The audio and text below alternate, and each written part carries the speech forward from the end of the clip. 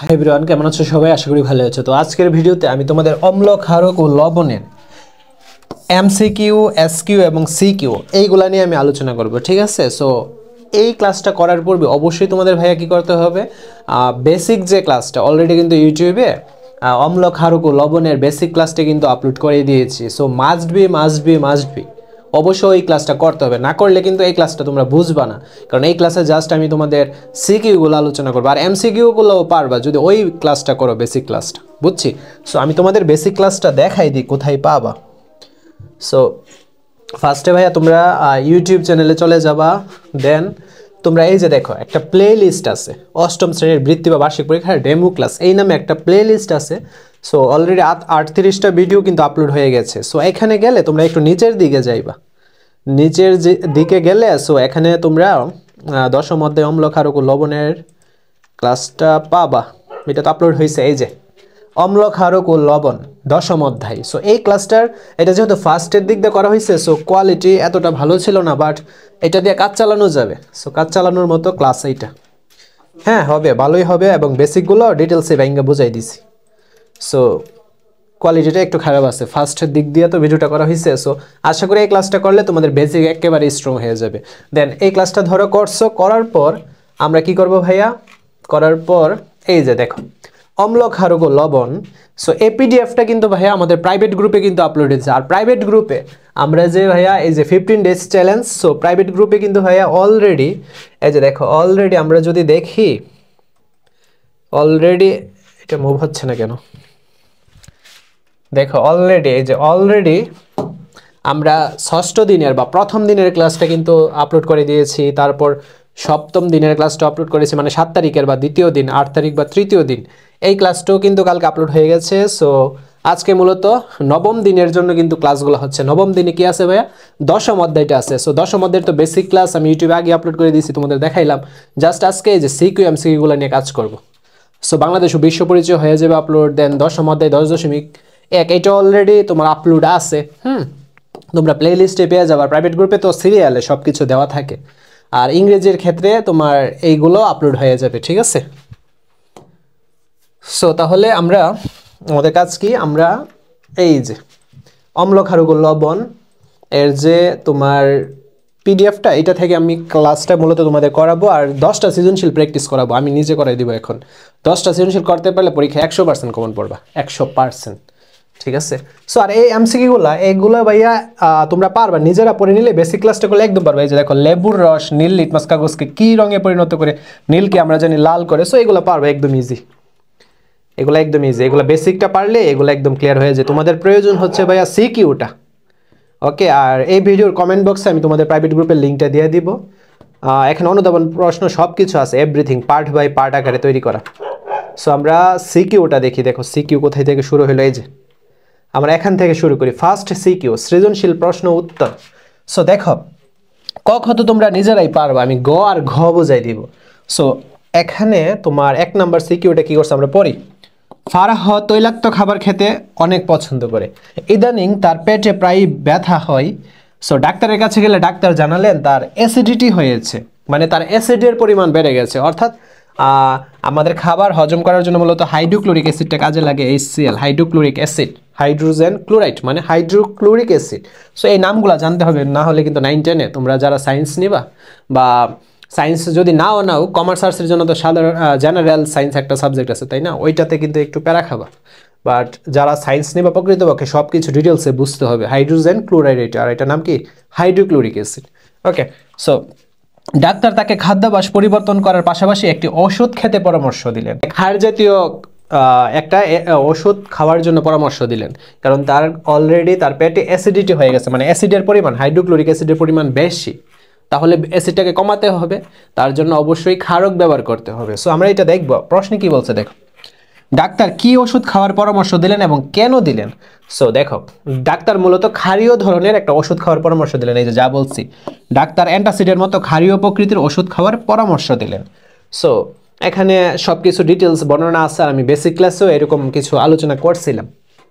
So দেখো antacid ক্ষারক জাতীয় পদার্থ যাতে ক্ষারীয়, ম্যাগনেসিয়াম হাইড্রোক্সাইড। সো এই নামগুলো ভালোভাবে জানতে হবে। এটার নাম কি ভাইয়া, ম্যাগনেসিয়াম। আর হাইড্রোক্সাইড এটার নাম হচ্ছে অ্যালুমিনিয়াম হাইড্রোক্সাইড। সো ঔষধ হিসেবে এটি ম্যাগনেসিয়াম হাইড্রোক্সাইড AlOH3 এর সাসপেনশন ও ট্যাবলেট দুইভাবেই তৈরি হয়। সো এগুলো পড়লে তোমরা পারবে আশা করি। আমি জাস্ট যেটা বোঝাই দিলাম এটাই। দেখো এখন কিভাবে এটা কাজ করে, ওষুধটা কিভাবে কাজ করে দেখো। আমাদের পেটের মধ্যে তো তোমার হাইড্রোক্লোরিক অ্যাসিডের পরিমাণটা বেশি, তাই না? সো যখন তুমি এই যে ওষুধটা খাবা, অ্যান্টাসিড ওষুধটা খাবা ম্যাগনেসিয়াম হাইড্রোক্সাইডটা, সো তখন কি হবে, তখন এই যে ক্ষারীয় যে পদার্থটা ম্যাগনেসিয়াম হাইড্রোক্সাইড এটা অ্যাসিডের সাথে বিক্রিয়া করবে।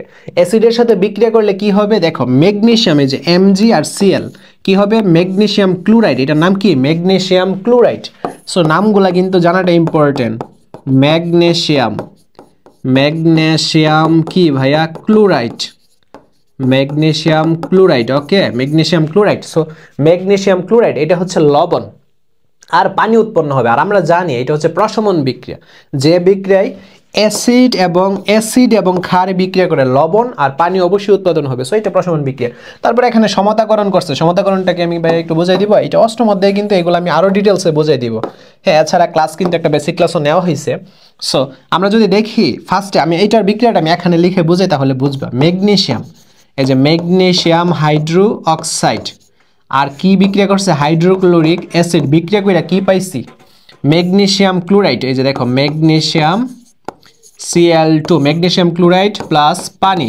হ্যাঁ, পানি, অর্থাৎ এটা হচ্ছে লবণ, এটা হচ্ছে পানি পাওয়া গেছে। এখন দেখো আমরা সমতাকরণটা কিভাবে করব। সো সমতাকরণ হইলে অবশ্যই সমান দিবা। এখানে ক্লোরিন দুইটা, বাট এখানে ক্লোরিন কয়টা, একটা। Cl এখানে একটা না। সো তাহলে আমাদের অবশ্যই এখানে 2 দিতে হবে। এখন 2 দেওয়ার কারণে ক্লোরিন কয়টা হইলো ভাইয়া, দেখো ক্লোরিন কয়টা হইলো, এখন দুইটা হয়েছে। এখানেও ক্লোরিন দুইটা, বাট এখানে তো হাইড্রোজেন একটা ছিল, এখন 2 দেওয়ার কারণে হাইড্রোজেন কয়টা হয়েছে, দুইটা। সো এখানেও দেখো হাইড্রোজেন কিন্তু অলরেডি দুইটা, এই যে H পরমাণু কয়টা, দুইটা, অক্সিজেন দুইটা। সো আমরা তাহলে অক্সিজেন এখানে দুইটা পাচ্ছি, অক্সিজেন দুইটা, বাট এখানে অক্সিজেন কয়টা, একটা না। সো তাহলে আমাদের অক্সিজেন দুইটা করতে হবে। এখন আমরা যদি এখানে 2 দেই তাহলে অক্সিজেন কয়টা হইলো ভাইয়া, দুইটা না, এই যে 2 আর এখানে ও, মানে অক্সিজেন দুইটা। বাট 2 দেওয়ার কারণে হাইড্রোজেন, দেখো হাইড্রোজেনের নিচে পরমাণুটা কত ছিল, 2, সংখ্যাটা 2 ছিল, মানে হাইড্রোজেন পরমাণু দুইটা, বাট সামনে 2 থাকার কারণে 2 দুগুণে 4 হয়ে যাবে। সো 4টা হাইড্রোজেন হয়ে গেল, বাট আমাদের এখানে হাইড্রোজেন কয়টা, দুইটা, এখানে হাইড্রোজেন কয়টা, দুইটা। সো দুইটা মিললা কয়টা হইলো, 4টা। মানে এই যে সমানের আগে যেটা না ভাইয়া, এটা হচ্ছে বিক্রিয়ক পদার্থ। হ্যাঁ, মানে তারা বিক্রিয়া করবে। আর সমানের পরে যেটা পাওয়া গেছে এটা হচ্ছে উৎপাদ বা উৎপন্ন পদার্থ, বিক্রিয়াজাত পদার্থ, বুঝছি। সো তাহলে সমানের আগের পরমাণু সবগুলো সমান হতে হবে, আর সমানের পরের পরমাণু সবগুলো সমান, মানে সংখ্যাগুলো সমান হতে হবে। যদি দেখো এখানে 6টা পরমাণু আছে, এখানেও 6টা হতে হবে, তাহলে এটা সমতাকরণ হবে, বুঝছি। অষ্টম অধ্যায় থেকে কিন্তু সমতাকরণ থেকে একটা অঙ্ক আসে, মানে একটা প্রশ্ন আসবেই। সো মাস্ট বি, আশা করি এটা বুঝতে পারছো। তারপর দেখো তুমি যদি এই যে অ্যালুমিনিয়াম হাইড্রোক্সাইডটা খাও তাহলে হাইড্রোক্লোরিক অ্যাসিডের সাথে বিক্রিয়া করে অ্যালুমিনিয়াম ক্লোরাইড আর পানি উৎপন্ন হবে। এখন 3 এরকম সংখ্যা কেন দিছে তা তো বুঝতেই পারছো। আচ্ছা, তারপর আমি বোঝাই এখানে আবার। দেখো আমি এখানে এই যে অ্যালুমিনিয়াম হাইড্রোক্সাইড, ঠিক আছে, কার সাথে বিক্রিয়া করব, হাইড্রোক্লোরিক অ্যাসিডের সাথে, কারণ অ্যাসিড, আমার পেটে অ্যাসিড আছে, এটা কমাতে হবে, তার কারণে অ্যালুমিনিয়াম হাইড্রোক্সাইড ইউজ করলাম। দেন বিক্রিয়া করবে, বিক্রিয়া করে কি পাওয়া গেছে, এই যে অ্যালুমিনিয়াম ক্লোরাইড, ঠিক আছে, অ্যালুমিনিয়াম ক্লোরাইড প্লাস পানি পাওয়া গেছে, অর্থাৎ এইটা যেটা পাওয়া গেছে এটা হচ্ছে ভাইয়া লবণ। এটা আমাদের লবণ। সো এটা না লিখি লবণ আর পানিটা তোমরা বুঝতেই পারতেছো। সো এখন তাহলে কি আমরা দেখি তো পরমাণুগুলো সমান আছে কিনা, মানে সংখ্যাগুলো। আমরা ডান থেকে শুরু করি। দেখো এখানে অক্সিজেন একটা, এখানে অক্সিজেন কয়টা ভাইয়া, অক্সিজেন এখানে দেখো 3 দেওয়ার মানে কি, ব্র্যাকেটের ভিতরে যা আছে তা 3বার। সো অক্সিজেন এখানে 3টা। সো তাহলে অক্সিজেন একটা, আমি এখানে যদি 3 দেই কি হয়ে গেল, অক্সিজেন 3টা হয়ে গেল, মানে মিলে গেছে। বাট 3 দেওয়ার কারণে এখন হাইড্রোজেন কয়টা হয়ে গেছে, হাইড্রোজেন তো আগে ছিল 2টা, বাট 3 দেওয়ার কারণে 3 দুগুণে 6, হাইড্রোজেন কিন্তু এখন 6টা, বাট এখানে হাইড্রোজেন কয়টা, 3টা। এখন আমাকে যদি 6টা বানাতে হয় তাহলে আমি কি করব ভাইয়া, দেখো হ্যাঁ আরেকটা প্রবলেম দেখাই। এখানে ক্লোরিন কয়টা, এখানে ক্লোরিন 3টা না ভাইয়া, এই যে ক্লোরিন 3টা। সো ক্লোরিন দেখো তো কোথায় আছে, এই যে ক্লোরিন এখানে একটা। সো আমি যদি এখানে 3 দিই, ক্লোরিন কয়টা হয়ে গেল ভাইয়া, ক্লোরিন 3টা হয়ে গেল। হাইড্রোজেন কয়টা হয়ে গেল, 3টা, আর এখানে হাইড্রোজেন 3টা, 6টা হাইড্রোজেন, আর এখানে 3 দুগুণে 6টা হাইড্রোজেন। দেখো হাইড্রোজেন মিলছে, অক্সিজেন 3টা মিলছে, অ্যালুমিনিয়াম একটা, অ্যালুমিনিয়াম নিয়ে কোনো প্রবলেম নেই। সো এইভাবে মূলত সমতাকরণটা হয় আর কি। সো এইটাই, হ্যাঁ, অ্যান্টাসিড ওষুধ এইভাবে মূলত কাজ করছে। সো তারপর দেখো, আচ্ছা আমি একটা জিনিস বুঝাই দিই, লবণ এবং পানি যে উৎপাদন করছে, সো এর ফলে কিন্তু অ্যাসিডিটির পরিমাণটা কমে গেছে। সো যার ফলে তার পেটের যে ব্যথাটা, অ্যাসিডের যে পরিমাণটা, অ্যাসিডিটিটা ওইটা কিন্তু কমে গেল। সো এইটা এখানে এইগুলোই লেখা আছে।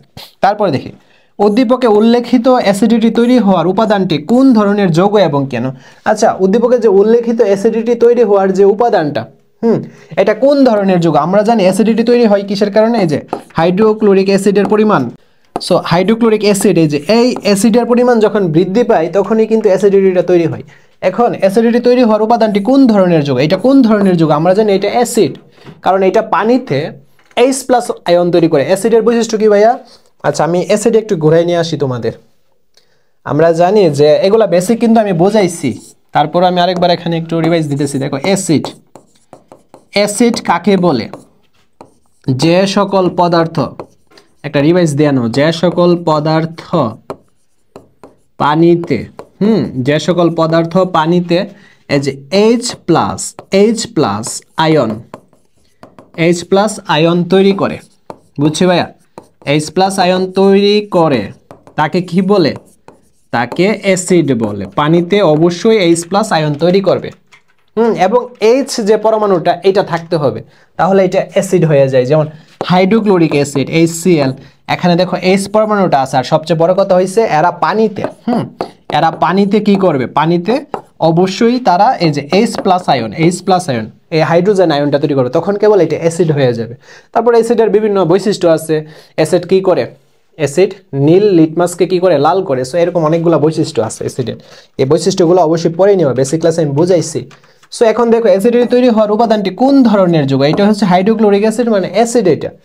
এবং কেন তা বিশ্লেষণ করতে হবে আমাদের। আচ্ছা আমরা অ্যান্সারে চলে যাই। দেখো এই যে হাইড্রোক্লোরিক, এটা হচ্ছে হাইড্রোক্লোরিক অ্যাসিড। হাইড্রোক্লোরিক অ্যাসিড একটা খনিজ অ্যাসিড, খাদ্যদ্রব্য হজম করার জন্য পাকস্থলীতে হাইড্রোক্লোরিক অ্যাসিড অত্যাবশ্যকীয়, এটা ছাড়া কিন্তু হবে না। হ্যাঁ, তারপর হাইড্রোক্লোরিক অ্যাসিডের দেখো এখানে বৈশিষ্ট্যগুলো দিচ্ছে। সো এর মধ্যে আমি কিছু করি। দেখো হাইড্রোক্লোরিক অ্যাসিড নীল লিটমাস কাগজকে লাল করে, এগুলো আমরা জানি সবাই। হাইড্রোক্লোরিক যৌগটি টক স্বাদযুক্ত। অ্যাসিডের বৈশিষ্ট্য কি ভাইয়া? টক স্বাদযুক্ত। এগুলো কিন্তু এমসিকিউতে আসবে। আচ্ছা তারপর দেখি, পানিতে হাইড্রোজেন আয়ন, এই যে H+, আমি যা বলছি, হাইড্রোক্লোরিক অ্যাসিড পানিতে কি করবে? H+ এবং Cl- এরকম একটা প্লাস আয়ন তৈরি করবে। ওকে, সো এটি কার্বনের সাথে বিক্রিয়া করে কার্বন ডাই অক্সাইড তৈরি করে। যেমন দেখো এটি কার্বনেটের সাথে বিক্রিয়া করবে। আমি এই যে বিক্রিয়াটা আমি এখানে তোমাদের দেখাই দিই, এখানে আলোচনা করি। দেখো ক্যালসিয়াম, এই যে calcium carbonate CaCO3, calcium carbonate আর হাইড্রোক্লোরিক অ্যাসিড, ক্যালসিয়াম কার্বনেট আর হাইড্রোক্লোরিক অ্যাসিড বিক্রিয়া করে কি পাওয়া যায়? দেখো বিক্রিয়া করে কি পাওয়া যায়? ক্যালসিয়াম ক্লোরাইড CaCl2 + H2O পানি পাওয়া যায়, আর কি পাওয়া যায়? কার্বন ডাই অক্সাইড পাওয়া যায়। হ্যাঁ, সো এই তিনটা উপাদান পাওয়া যায়। এখন দেখো আমি যদি সমতাকরণ করি তাহলে কি পাবো? দেখো এখানে অক্সিজেন 2টা, এখানে অক্সিজেন একটা, 3টা, আর এখানে কত? এই যে বিক্রিয়কের মধ্যে কি আছে? অক্সিজেন 3টা। সো ও নিয়ে প্রবলেম নাই আমাদের। দেখো সি নিয়ে আমরা একটু দেখি। হ্যাঁ সি তো প্রবলেম নেই। আচ্ছা আমরা এটা দেখি, ক্যালসিয়ামটা দেখি। এখানে একটা, এখানে একটা, ওকে ফাইন, তো কোনো প্রবলেম নেই। এই যে Hটা দেখি, H এখানে 2টা, H এখানে কয়টা ভাইয়া? একটা না। এই যে এখানে এই যে বিক্রিয়কের মধ্যে H কয়টা? একটা। আর উৎপাদের মধ্যে H কয়টা? এই যে H2 2টা। বাট আমাদের তো মিলাতে হবে। সো আমরা যদি এখানে 2 দিয়া দিই, কি হইল? এখানে H এখন 2টা হয়ে গেল, এখানেও H 2টা আছে। সো 2 দেওয়ার কারণে এখন ক্লোরিন তো একটা ছিল ফার্স্টে, এখন ক্লোরিন কয়টা হইল? 2টা। হ্যাঁ, ক্লোরিন 2টা হইলো, আর এখানে ক্লোরিন কয়টা? 2টা। এখন দেখো এখানে ক্লোরিন কয়টা হয়ে গেল? 2টা না, এখানেও তো ক্লোরিন 2টা আছে। সো সবকিছুই এখন দেখো সমান সমান আছে, অর্থাৎ বিক্রিয়ক পদার্থের মধ্যে যতটা পরমাণু আছে, বিক্রিয়াজাত বা উৎপন্ন পদার্থের মধ্যে ততটাই পরমাণু আছে। সো এটাই হচ্ছে আমাদের সমতাকরণ ভাইয়া, বুঝছি। সো মূলত আমাদের যেটা বুঝতে হবে, এটি কার্বনেটের সাথে বিক্রিয়া করে কার্বন ডাই অক্সাইড গ্যাস তৈরি করে। যে কার্বন ডাই অক্সাইড গ্যাসটা তৈরি হয়েছে, বুঝছি ভাইয়া, কার্বন ডাই অক্সাইড গ্যাস তৈরি হয়েছে। আচ্ছা তারপরে দেখি, এটি খাবার সোডা, এই যে NaHCO3, এখানে NaHCO3 হবে খাবার সোডা। সোডিয়াম হাইড্রোজেন কার্বনেট, বা এটার একটা নাম আছে সোডিয়াম বাইকার্বনেট। হ্যাঁ, সোডিয়াম বাইকার্বনেট বা খাবার সোডা, এটা কিন্তু এমসিকিউতে আসে।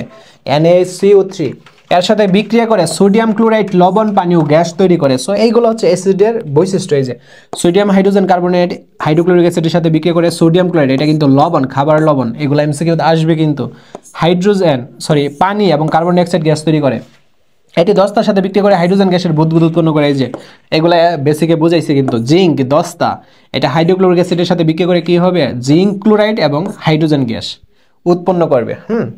তারপর এটি ধাতুর সাথে বিক্রিয়া করে ধাতব ক্লোরাইড লবণ উৎপন্ন করবে। দেখো ম্যাগনেসিয়াম হাইড্রোক্লোরিক অ্যাসিডের সাথে বিক্রিয়া করে কি হবে, ম্যাগনেসিয়াম ক্লোরাইড, এই যে ম্যাগনেসিয়াম ক্লোরাইড এটা হচ্ছে লবণ, আর H2 উৎপন্ন করবে। সো বুঝছি। সো এইভাবে বর্ণনা টর্ণনা দিবা। এই গেল সৃজনশীল 1, আমরা কিন্তু ডিটেলসে বুঝছি। তারপর আমরা 2 দেখব, 2টা দেখি একটু পড়ি। মানসুরা খানম মাঝে মাঝে পান খান। আচ্ছা, তিনি একদিন একটি পাত্রে চুন ভিজিয়ে রাখলেন। আচ্ছা, এখন চুনের রাসায়নিক নামটা কি? ক্যালসিয়াম অক্সাইড, CaO, এটা হচ্ছে ক্যালসিয়াম অক্সাইড চুনের নাম, এমসিকিউতে আসবে। কিছুক্ষণ পর লক্ষ্য করলেন পাত্রটি অনেক গরম হয়ে গেছে। তিনি আরও লক্ষ্য করলেন পাত্র থেকে চুন নেওয়ার সময় চুনের পানিতে নিঃশ্বাস পড়ে পানিটা ঘোলা হয়ে গেল। সো এখন আমরা দেখো আমাদের চুনের সংকেত হচ্ছে ক্যালসিয়াম অক্সাইড, চুন এইটা। এখন চুনটাকে ভিজিয়ে রাখছি, ভিজিয়ে বলতে কি পানির মধ্যে, পানিতে চুনটাকে রাখছি, H2O পানিতে রাখছি। চুন যখন পানিতে রাখা হয় তখন বিক্রিয়া করে, চুন যখন পানির মধ্যে রাখা হয় তখন এটা কি হয়ে যায়, চুনের পানি না। সো চুনের পানি এবং চুনের বিক্রিয়া কি হবে, চুনের পানি তৈরি হবে ক্যালসিয়াম হাইড্রোক্সাইড, CaOH2, এটা হচ্ছে ক্যালসিয়াম হাইড্রোক্সাইড।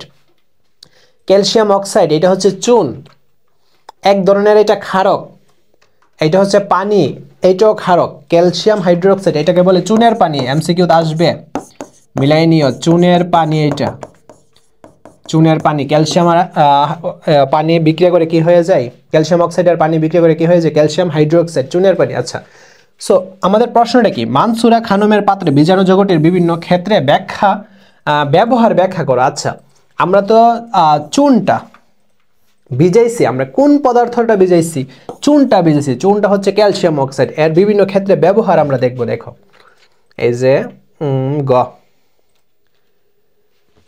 এই যে চুন বা ক্যালসিয়াম অক্সাইড, এই ক্যালসিয়াম অক্সাইড পানির সাথে বিক্রিয়া করে ক্যালসিয়াম হাইড্রোক্সাইড উৎপন্ন করে, যা কুইকলাইম নামে পরিচিত। হ্যাঁ, ক্যালসিয়াম অক্সাইড এটা আমাদের কি কি ক্ষেত্রে ব্যবহার করা হয়, দালান কোঠা নির্মাণে, কৃষি ক্ষেত্রে, রাসায়নিক শিল্পে। সো এগুলো পরে নিবা, তাহলে ক্লিয়ার হয়ে যাবে। তারপর নেক্সট প্রশ্নটা দেখি। দেখো, উদ্দীপকে উৎপন্ন প্রথম যৌগটি ক্ষার ও ক্ষারক উভয় ধর্মই প্রদর্শন করে, বিশ্লেষণ করো। এই যে দেখো, ক্যালসিয়াম অক্সাইড যখন পানির সাথে বিক্রিয়া করে তখন কি হয়ে যাবে, ক্যালসিয়াম হাইড্রোক্সাইড না। সো এইটা এখানে বলছে ক্ষার ও ক্ষারক উভয় ধর্মই প্রদর্শন করে। সো বেসিক ক্লাসে আমি কিন্তু ভাইয়া ক্ষার এবং ক্ষারক কিন্তু তোমাদের ভালো করেই বুঝাইছি, বাট এখন আবার ক্ষার এবং ক্ষারকটা নিয়ে আলোচনা করি। দেখো এই যে ক্ষার, আচ্ছা ক্ষার আমরা এখানে ক্ষারক দিই। আচ্ছা দেখো, এখানে আমি লিখলাম ক্ষারক, সো ক্ষারক লিখলাম ক্ষারক, আর এখানে লিখলাম ভাইয়া এই যে ক্ষার। ওকে, সো ক্ষারক বলতে আমরা কি বুঝি, দেখো এখানে ইচ্ছে করলে নোট করতে পারো, যে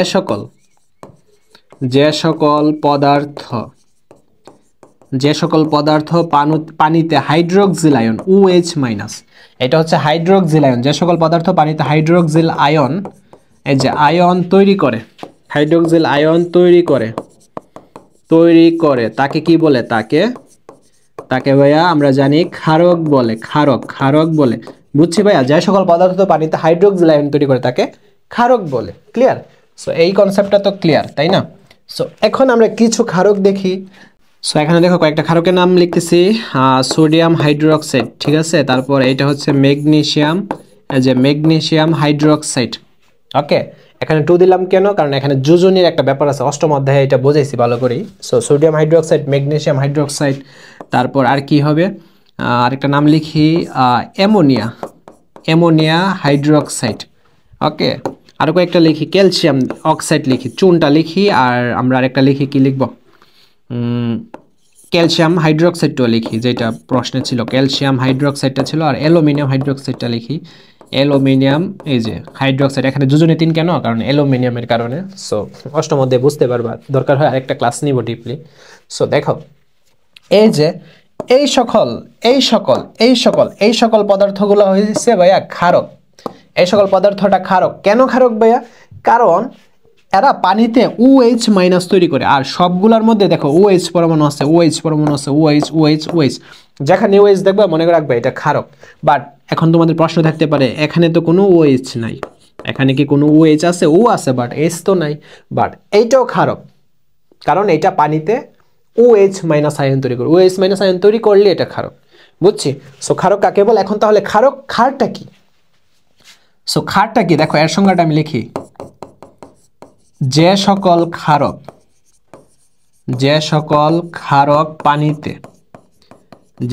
ক্ষারক পানিতে দ্রবীভূত হয়, সো দ্রবীভূত হয় তাকে কি বলে ভাইয়া?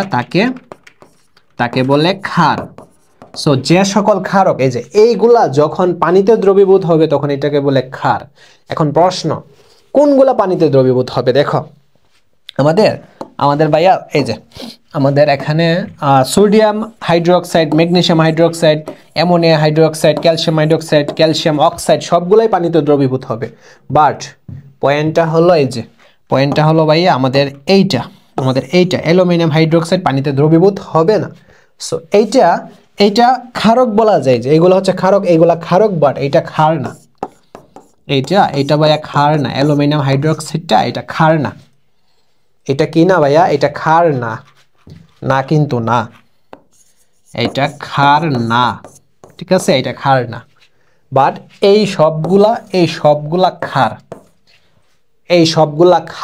মাত্র অ্যালুমিনিয়াম হাইড্রোক্সাইড বাদে সবগুলা ক্ষার। আর সবগুলা যা ক্ষার আছে, এভরিথিং সব ক্ষারকের মধ্যে পড়ছে। ক্ষারকের মধ্যে তোমার একটা ভাগ হচ্ছে ক্ষার। সো ক্ষারকগুলোর মধ্যে যেগুলা পানিতে দ্রবীভূত হবে ওইগুলাকে বলে ক্ষার, আর যেগুলা পানিতে দ্রবীভূত হবে না ওইটাকে ক্ষার বলা যাবে না, ওইটাকে ক্ষারক বলা হবে। সবগুলাই ক্ষারক, বাট পানিতে দ্রবীভূত হইলে ক্ষার বলা হয়, কিন্তু আসলে এটা ক্ষারক। যখন দ্রবণ হইব, মিশ্রিত হবে, ওইটা কি হয়ে যায়? ক্ষার হয়ে যায়। আর অ্যালুমিনিয়াম হাইড্রোক্সাইড মিশ্রিত হয় না, দ্রবীভূত হয় না, এই কারণে এটা ক্ষার না, এটা ক্ষারকই। ওকে, সো আমাদের একটা প্রশ্ন আসতে পারে, সকল ক্ষারই হচ্ছে ক্ষারক, বাট সকল ক্ষারক ক্ষার না। এখানে কি সকল ক্ষারকগুলা কি ক্ষার? না, এই যে এইটাই তো ক্ষার না।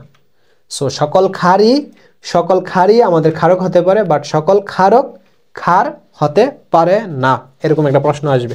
আচ্ছা, সো আমরা এখন আবার পড়াই চলে যাই। দেখো এই যে আমরা এখানে আসি, আমাদের কি বলছে? উদ্দীপক উৎপন্ন প্রথম যৌগটি ক্ষার ও ক্ষারক উভয় ধর্মী প্রদর্শন করে। এখন ক্ষার এবং ক্ষারক উভয় ধর্মী প্রদর্শন করে, এই যে আমরা অ্যান্সারটা পাইছি যে ক্যালসিয়াম হাইড্রোক্সাইডটা এইটা কি? এইটা ক্ষারক, আবার এটা ক্ষারক, কারণ এটা পানিতে দ্রবীভূত হইতেছে। সো উভয় ধর্মী প্রদর্শন করতেছে। সো এইটাই তোমরা লিখে দিবা, এখানে তো আছেই। দেখো এই যে মানছড়া খানাম একটা পাত্রে চুন ভিজে রাখেন, ফলে পাত্রটি চুন ও পানির বিক্রিয়া ক্যালসিয়াম হাইড্রোক্সাইড উৎপন্ন করে। দেখো ক্যালসিয়াম অক্সাইড পানির সাথে বিক্রিয়া করে ক্যালসিয়াম হাইড্রোক্সাইড পাওয়া গেছে। আচ্ছা, বুঝলাম। এরপর দেখো এইটা যে তোমার এই ক্ষারক এবং ক্ষার দুটোটা, এটা দেখো কিভাবে ব্যাখ্যা দেওয়া হয়েছে। সো উদ্দীপকের প্রথম যৌগটি ক্যালসিয়াম হাইড্রোক্সাইড, ধাতুর অক্সাইড ও হাইড্রোক্সাইড যৌগকে ক্ষারক বলে। এই যে ধাতুর অক্সাইড এবং হাইড্রোক্সাইড যৌগকে কি বলে? ক্ষারক বলে। এখানে ধাতুর অক্সাইড এবং হাইড্রোক্সাইড দুটোটাই আছে, সো এই কারণে এটা ক্ষারক। আবার এটা পানিতে OH- তৈরি করে, সো এই কারণে এটা ক্ষারক। তাই সংজ্ঞানুসারে ক্যালসিয়াম হাইড্রোক্সাইড একটি ক্ষারক। আবার যৌগটি অ্যাসিডের সাথে বিক্রিয়া করে লবণ ও পানি উৎপন্ন করে। দেখো ক্যালসিয়াম হাইড্রোক্সাইডটা অ্যাসিডের সাথে বিক্রিয়া করে কি পাওয়া গেছে? এই যে কি পাওয়া গেছে ভাইয়া? ক্যালসিয়াম, এখানে Cl2, এটা কি ভুল আছে? CaCl2 হবে, এটা Ca হবে, ঠিক আছে, CaCl2 ক্যালসিয়াম ক্লোরাইড এবং পানি পাওয়া যাবে। সো এখানে সমতাকরণ করছে, সো লবণ এবং পানি পাওয়া গেছে। বুঝছো? এখানে মূলত এইটা অ্যাসিডের সাথে বিক্রিয়া করে লবণ ও পানি উৎপন্ন করছে। সো ক্যালসিয়াম হাইড্রোক্সাইড পানিতে দ্রবীভূত হয় বলে এটি ক্ষার হিসেবে ক্রিয়া করে। এর জলীয় দ্রবণ পিচ্ছিল তিতাসারযুক্ত। তাই বলা যায় উদ্দীপকের প্রথম যৌগটি ক্ষার ও ক্ষারক উভয় ধর্মী প্রদর্শন করে, কারণ ক্যালসিয়াম হাইড্রোক্সাইডটা এটা পানিতে দ্রবীভূত হয়। হ্যাঁ, পানিতে দ্রবীভূত হয়। সো তারপর আমরা দেখি, সো এখন আমরা 3 নাম্বারটা দেখি। দেখো এই যে পাত্রটার মধ্যে রয়েছে চুনের পানি। হ্যাঁ, চুনের পানির নাম কি? Calcium hydroxide. বুঝছি ভাইয়া, ক্যালসিয়াম হাইড্রোক্সাইড চুনের পানি রয়েছে। আর এই চুনের পানির মধ্যে সালফিউরিক অ্যাসিড দেখো ডালতেছে, সালফিউরিক অ্যাসিডের নাম কি? Hydrogen sulphate, H2SO4। এই যে সালফিউরিক অ্যাসিড ডালতেছে চুনের পানির মধ্যে, সালফিউরিক অ্যাসিড ডালতেছে, মানে তারা বিক্রিয়া করে কি পাওয়া যাবে ভাইয়া? দেখো calcium sulphate, CaSO4, calcium sulphate plus H2O, পানি পাওয়া যাবে। ক্যালসিয়াম সালফেট প্লাস পানি পাওয়া যাবে। সো এইটা হচ্ছে, দেখো এইটা হচ্ছে অ্যাসিড, এইটা হচ্ছে ক্ষার। এই যে OH OH পরমাণু আছে আর এটা অ্যাসিড, এটা পানিতে হাইড্রোজেন আয়ন তৈরি করে। সো তাহলে এটা কি, এটা অ্যাসিড ও ক্ষার বিক্রিয়া করে লবণ আর পানি পাওয়া যায়, অ্যাসিড ক্ষার বিক্রিয়া করে লবণ আর পানি পাওয়া যায়। সো এখন দেখি উদ্দীপকে উল্লেখিত বিক্রিয়াটি সম্পন্ন করে ব্যাখ্যা করো। সো অলরেডি তো সম্পন্ন করেছি, তারপর ব্যাখ্যাটাকে যা বলছি না তাই এখানে আছে। সো তারপর দেখো উদ্দীপকে সংঘটিত বিক্রিয়ায় বিক্রিয়াজাত পদার্থগুলো লিটমাস কাগজের রং পরিবর্তন করবে কিনা। সো বিক্রিয়াজাত পদার্থ, সো বিক্রিয়াজাত পদার্থ বলছে তাই না, বিক্রিয়াজাত পদার্থ কি আছে, এই যে এটা তো বিক্রিয়ক পদার্থ, আর উৎপাদ বা বিক্রিয়াজাত পদার্থ হইছে ভাই এইগুলা। সো এখানে ক্যালসিয়াম সালফেট এটা হচ্ছে লবণ, আর H2 পানি। সো এরা হচ্ছে নিরপেক্ষ পদার্থ। এরা তোমার প্রশ্নটা কি ছিল, লিটমাস কাগজের রং পরিবর্তন করবে কিনা। আমরা জানি লিটমাস কাগজ লাল এবং নীল দুইটা, হ্যাঁ। সো এদেরকে যদি লিটমাস কাগজের সংস্পর্শে আনা হয় তাহলে লিটমাস কাগজের রং কোনো পরিবর্তন হবে না, এবার লাল হোক আর নীল হোক। কারণ এরা যদি অ্যাসিড বা ক্ষার হইতো তাহলে পরিবর্তন হইতো, এরা তো লবণ আর পানি মূলত রং পরিবর্তন করে না, নির্দেশকগুলা। সো এইটা এখানে বইলা দিছে, তোমরা পড়লে পারবা। তারপর আমরা 4 নাম্বারটা দেখি। দেখো এ চিহ্নিত যৌগটির ব্যবহারিক দিক নির্ণয় করা। তাহলে এ চিহ্নটা কি দেখো আমরা একটু বের করি। এখানে আছে জিঙ্ক অক্সাইড, এখানে আছে জিঙ্ক সালফেট, তার মানে এখানে কি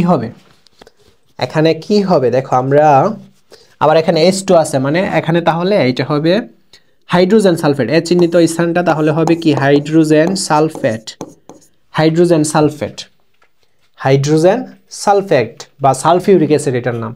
সো তাহলে কি হলো, বিক্রিয়া করে জিঙ্ক সালফেট আর H2 পানি পাওয়া গেছে, এইটাই। সো এই চিহ্নিত যৌগটির এই যে হাইড্রোজেন সালফেটের ব্যবহার, so important, very very important, ব্যবহারটা পড়ে নিবা। তারপর দেখো এটা কিন্তু অনেক ইম্পর্টেন্ট।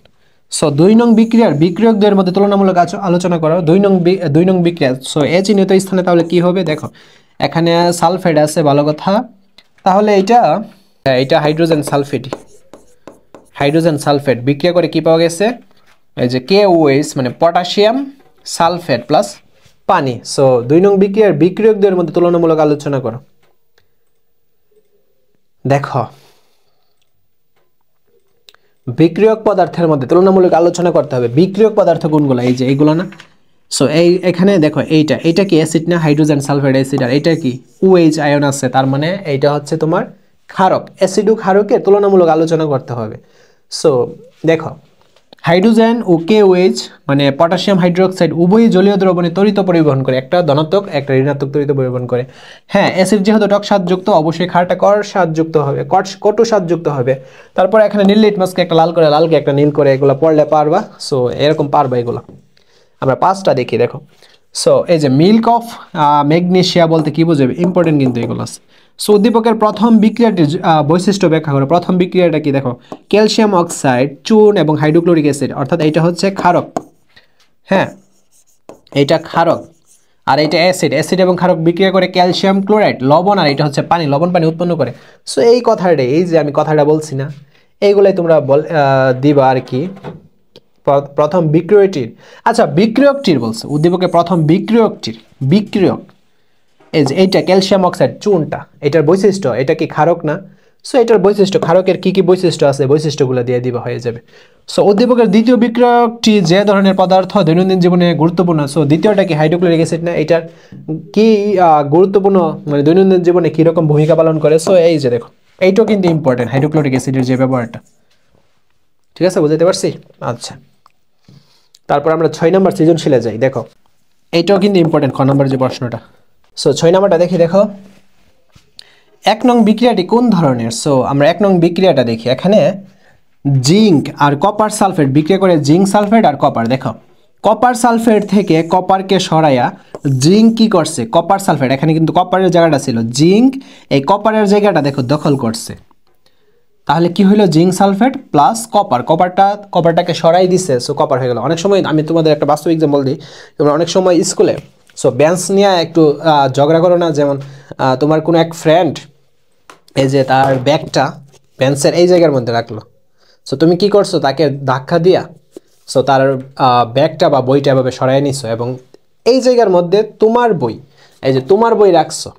সো এইটাকে বলে প্রতিস্থাপন, কোনো একটাকে সরাইয়া আরেকটা জায়গা দখল করে নি। ফার্স্টে তোমার ফ্রেন্ডের বই ছিল, এটাকে একটা ধাক্কা মারছো, এখন এখানে তুমি বসে গেছো। সো এই যে কাজটা, এটা হচ্ছে প্রতিস্থাপনের কাজ, ঠিক আছে। সো এই বিক্রিয়াটা হচ্ছে প্রতিস্থাপন বিক্রিয়া। যেমন জিঙ্ক কি করছে, কপার সালফেটের জায়গা থেকে কপারকে সরাইয়া জিঙ্ক এই কপারের জায়গাটা দখল করছে, হ্যাঁ জিঙ্ক বসছে আর কপারটা অন্য জায়গায় চলে গেছে। সো এটা প্রতিস্থাপন বিক্রিয়া। এখন প্রতিস্থাপন বিক্রিয়া টিক্রিয়া এটা কিন্তু অষ্টম অধ্যায়ে সুন্দর করে বুঝাইছিলাম। সো এইগুলাই আমি যা বলছি এটা এখানে আছে। সো তারপর 2 নং বিক্রিয়ায় বিক্রিয়ক যৌগ দুটি কি একই? 2 নং বিক্রিয়া কোনটা? এটা বিক্রিয়ক যৌগ। এই যে সোডিয়াম হাইড্রোক্সাইড, এটা হচ্ছে তোমার ক্ষারক, আমরা দেখছি এটা ক্ষারক, আর এটা হচ্ছে অ্যাসিড। ক্ষারক অ্যাসিড বিক্রিয়া করে লবণ এবং পানি উৎপন্ন করে। সো আমাদের জাস্ট বলছে বিক্রিয়ক যৌগ দুটি কি একই? না, একই না, একটা অ্যাসিড একটা ক্ষারক। এই যে একটা অ্যাসিড একটা ক্ষারক, ঠিক আছে। তারপর এখানে অ্যাসিড ও ক্ষারকের বৈশিষ্ট্য দিবা, দেন প্রশ্নটা কভার হয়ে যাবে। সো ইজি প্রশ্ন, অনেকে কিন্তু এই অধ্যায়টা হার্ড মনে করে, বাট প্রশ্ন কিন্তু অনেক ইজি আসে এই অধ্যায়টা থেকে। সো আমরা তারপর 7 নম্বরটা দেখো। উদ্দীপকের যৌগগুলো জলীয় দ্রবণে লিটমাস কাগজের রঙের কিরূপ পরিবর্তন করে? আচ্ছা, যৌগগুলো কোথায়? এই যে দেখো, এখানে হাইড্রোজেন সালফেট, এটা হচ্ছে অ্যাসিড। 2 নম্বরটা ক্যালসিয়াম হাইড্রোক্সাইড, এটা হচ্ছে ক্ষারক। সো অ্যাসিড কি করে? নীলটাকে লাল করে, আর ক্ষারক কি করে? লালটাকে নীল করে। আর সোডিয়াম ক্লোরাইড, হ্যাঁ এটা হচ্ছে খাবার লবণ। সো এটা হচ্ছে নিরপেক্ষ, এটা কোনো লিটমাস পেপারকে কোনো কিছু করবে না, ঠিক আছে। সো এই কথাটাই তোমরা লিখে দিবা, হয়ে যাবে। প্রথম ও দ্বিতীয় যৌগের রাসায়নিক বিক্রিয়ায় তৃতীয় যৌগের বৈশিষ্ট্যপূর্ণ একটা যৌগ উৎপন্ন হয়। সমীকরণ সহ বিশ্লেষণ করা। আচ্ছা, প্রথম ও দ্বিতীয় যৌগের রাসায়নিক বিক্রিয়া আমি এখানে দেখাই। এই যে হাইড্রোজেন সালফেট আর ক্যালসিয়াম হাইড্রোক্সাইড, দেখছো হাইড্রোজেন সালফেট আর ক্যালসিয়াম হাইড্রোক্সাইড বিক্রিয়া করবে। বিক্রিয়া কইরা তোমার যে বিক্রিয়াজাত পদার্থ পাওয়া যাবে, ওইটার মধ্যে তোমার তৃতীয় যে যৌগটা লবণ, এরকম লবণের একটা ধর্ম একটা পাবে আর কি, এরকম একটা যৌগ পাওয়া যাবে। সো আমরা দেখি, সো বিক্রিয়া করে কি পাওয়া যাবে? Calcium sulphate, CaSO4, calcium sulphate plus পানি পাওয়া যাবে, অর্থাৎ লবণ প্লাস পানি যা পাওয়া যাবে। এখানে এই যে এটা কিন্তু লবণ। সো লবণ পাওয়া গেছে, আর এখানেও লবণ। সো দুটোটার বৈশিষ্ট্য তো একই। সো এই কথাগুলো এখানে এই যে সুন্দর করে দেওয়া হয়েছে, পড়ে নিলেই হবে স্যার। আর এখান থেকে যদি অ্যান্সার করো না, নাম্বার স্যাররা কাটবে না।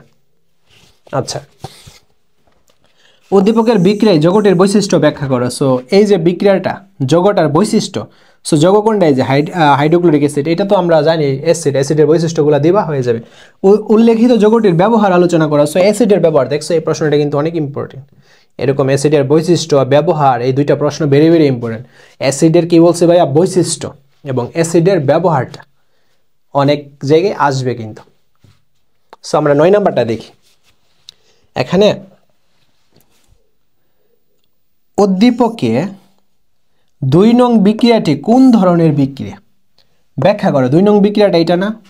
সো কপার সালফেট, আর এটা হচ্ছে ফেরাস সালফেট, আর এটা হচ্ছে কপার। সো এখানে কি হবে? এখানে হবে ফ্লোরিন, হ্যাঁ এখানে হবে আয়রন, ঠিক আছে, Fe।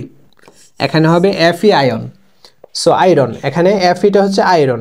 আয়রন আর কপার সালফেট বিক্রিয়া করবে। এখন আয়রন কি করবে? আয়রনের ক্ষমতা বেশি, সে কপার সালফেট থেকে কপারটাকে সরাইয়া নিজে ওই জায়গাটা দখল করবে।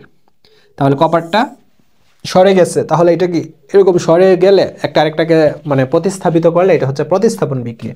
সো এরপর 1 নং সমীকরণের বিক্রিয়ক দুইটির মধ্যে পৃথকভাবে নীল লিটমাস পেপারে কোনো পরিবর্তন হবে কি?